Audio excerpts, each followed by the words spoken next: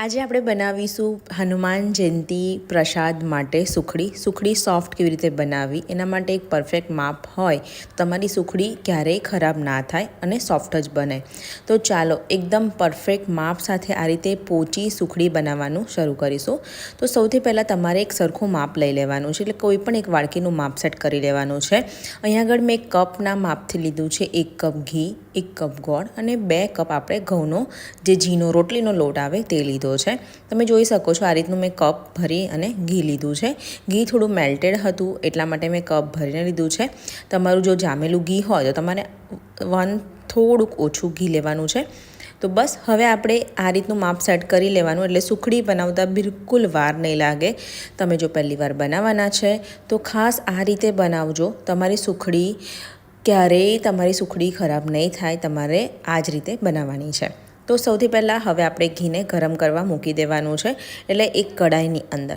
તો અહીંયા આગળ જ્યારે સુખડી બનાવો તો ગેસની આંચ એકદમ સ્લો કરીને જ સુખડી બનાવવાની છે, કેમ કે જેટલો લોટ ધીમી આંચ ઉપર શેકાશે એટલી સુખડી સરખી રીતે સોફ્ટ બનશે અને લોટ કાચો નહીં રહે. હવે ઘી ગરમ થઈ જાય એટલે થોડું થોડું તમારે લોટ એડ કરવાનો છે. તો બસ આ જ રીતનું તમારે લેવાનું છે. અગર તો તમે પહેલી વાર બનાવતા હો તો તમારે એક નાની વાડકીનું માપ સેટ કરીને બનાવવાનું. પછી તમને કોન્ફિડન્સ આવી જશે કે ના, તમને સુખડી એકદમ સરસ બને છે. તો તમે થોડુંક વધારે સુખડી બનાવશો તો તમારી હજુ વધારે બનશે. જો લોટ થોડોક ઓછો હશે તો એને શેકાતા 5 થી 7 મિનિટ લાગશે. લોટ વધારે હોય, ક્વોન્ટિટી વધારે હોય તો તમારે 10 થી 15 મિનિટ જેટલો શેકવાનો છે. 2 કપ લોટ મારી પાસે છે તો તમે જોઈ શકો છો અહીંયા આગળ હું લગભગ 10 મિનિટ જેટલો લોટ શેકીશ. અત્યારે હજુ લોટ શેકાવાનું ચાલુ નથી થયું. જેવો શેકાશે થોડીક વાર તમને એવું લાગશે કે આ રીતે થીક થઈ ગયો છે, પણ જેમ જેમ એ શેકાશે એટલે હલકો થતો જશે, એટલે ફ્લફી થશે. અત્યારે તમે જોશો ક્રીમી ટેક્સચર છે, પણ જ્યારે તમે લોટ શેકાઈ જશે ત્યારે જોશો તો એકદમ સરસ રીતે દરદરું ટેક્સચર આવી જશે. તો બસ આ જ રીતે તમારે એને લોટને શેકાવા દેવાનો છે. અહીં આગળ લોટ શેકાવાનું ચાલુ થઈ ગયું છે. ગેસની આંચ આ ટાઈમે તમારે એકદમ સ્લો કરી દેવાનું છે, જેથી લોટ નીચેથી ચોંટી ના જાય અને એકદમ સરસ રીતે તમારો લોટ શેકાય. તો બસ અહીંયા આગળ હું એને સતત હલાવતી રહીશ. સરસ તમે જોશો કે હવે લોટનું ટેક્સચર છે તે ચેન્જ થઈ ગયું છે અને એકદમ સરસ હવે ફ્લફી લોટ થઈ ગયો છે. બસ આ ટાઈમે તમારે હવે ગોળ સમારીને જે રાખેલો છે તે એડ કરવાનો છે. ગોળને મેં ઝીનો સમારીને યુઝ કર્યો છે. તમે ગોળનો પાવડર પણ લઈ શકો છો. તમે જોયું ને, પહેલાં કરતાં આખું ટેક્સચર ચેન્જ થઈ ગયું છે અને જ્યારે તમે ચમચો ફેરવશો તો વજન નહીં લાગે અને એકદમ હલકું થઈ જશે.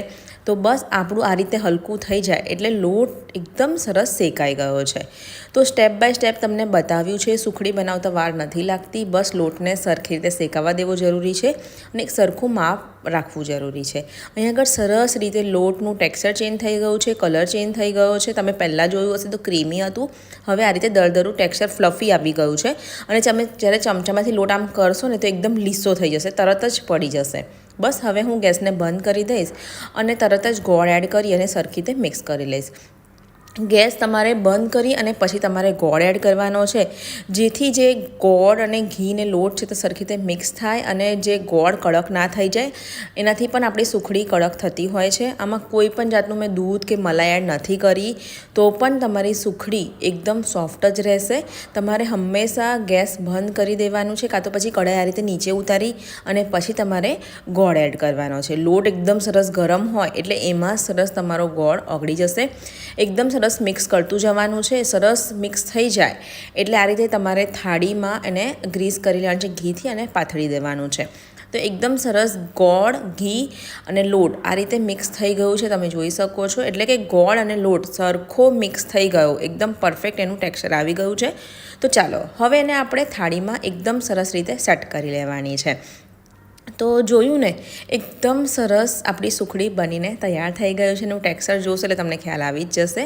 હવે એને લીસું કરી દેવાનું છે, જેથી સરસ રીતે આપણે એને કટ કરી અને ટુકડા કરી શકીએ. સરસ મેં લીસું કરી દીધું છે.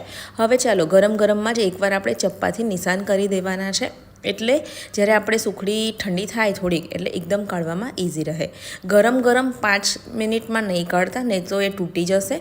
લગભગ એને 5 થી 7 મિનિટ 10 મિનિટ ઠંડુ થવા દેજો. થોડું ઠંડુ થઈ જશે કેમ કે લોટ ખૂબ જ ગરમ હોય અને એટલે તરત સુખડી નહીં નીકળે, નહીં તો તૂટી જશે.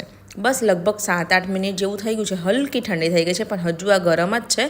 પણ ચાલો હું તમને હવે કાઢીને બતાવી દઈશ. તો પહેલાં આ રીતે થોડુંક વધારે નિશાન કટ કરી લેવાના અને લાસ્ટથી પહેલાં કાઢી લેવાની. વચ્ચેથી કાઢવા જશો તો પણ તૂટી જશે, એટલે એકદમ ધીરે ધીરે કાઢવાની છે, કેમ કે સુખડી એકદમ સોફ્ટ બની છે.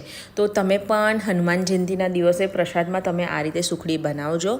રેસીપી ગમી હોય તો લાઇક કરજો, શેર કરજો. અને હા, હજુ સુધીને તમે ગુજરાતી કિચન ચેનલને સબસ્ક્રાઈબ ના કરી હોય તો સૌથી પહેલાં સબસ્ક્રાઈબ કરજો. તો તમે જોઈ શકો છો એકદમ પરફેક્ટ આપણી સુખડી બનીને તૈયાર થઈ ગઈ છે. તો મળીશું આપણે એક આવા જ નવા વિડીયો સાથે. ત્યાં સુધીને આવજો.